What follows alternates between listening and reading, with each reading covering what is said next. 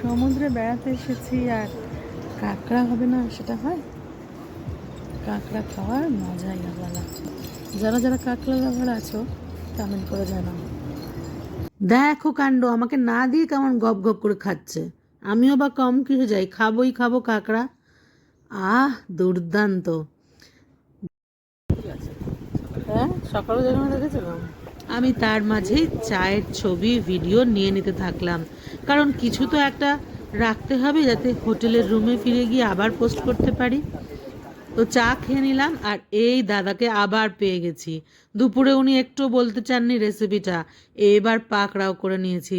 এত সুন্দর টেস্টি একটা কাঁকড়ার ডিশ খাইয়েছেন, রেসিপি না জানলে হয় বলুন তো? প্রথমে তো বলতেই চাইছিলেন না, পরে যেই বলেছি আপনাকে ভাইরাল করে দেব অমনি বলতে শুরু করলেন। শুনে নিন দাদা কি বলছেন।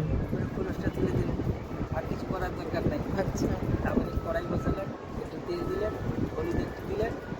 হলুদ দেওয়ার পরে আপনি কাঁকড়াটা ছাড় দিলেন, কিছুক্ষণ নাড়াবেন। তারপরে কাঁচা লঙ্কা কেটে দিয়ে দেবেন।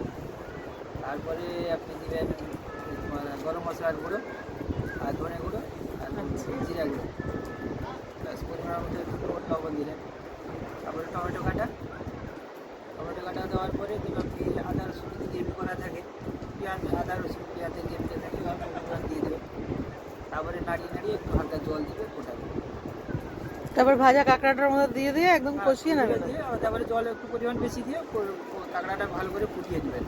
ফুটিয়ে নেওয়ার পরে ওই ফোটানো জলটা পুরো শুকিয়ে নিয়ে কষা কষা হয়ে যাবে। আর ওর মধ্যে কোনো গরম মশলা কিছু ব্যবহার করেননি? এই গরম মশলা প্রথমেই দিয়ে দিলাম। প্রথমেই দিয়েছেন, আচ্ছা ঠিক আছে, থ্যাংক ইউ। আপনার টিপস নিয়ে আমি রান্না করব। তারপরে নামানোর পরে হ্যাঁ, খাওয়ার সময় একটু যদি গরম মশলা, আমরা নিজেরাই গরম মশলা তৈরি করে দিই। আচ্ছা, ঘরোয়া গরম মশলা তৈরি করেছেন? আমি কোনো বাজার থেকে কিনি না।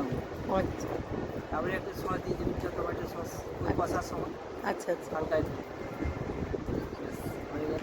লঙ্কা গুঁড়ো দিবেন একটু, যেটা যে যদি কেউ লঙ্কা ঝাল ঝাল করতে হলে লঙ্কা গুঁড়ো দিতে হবে। লঙ্কা গুঁড়ো, কাঁচা লঙ্কার দাম তো অনেক, তাহলে পরিমাণ দিবেন।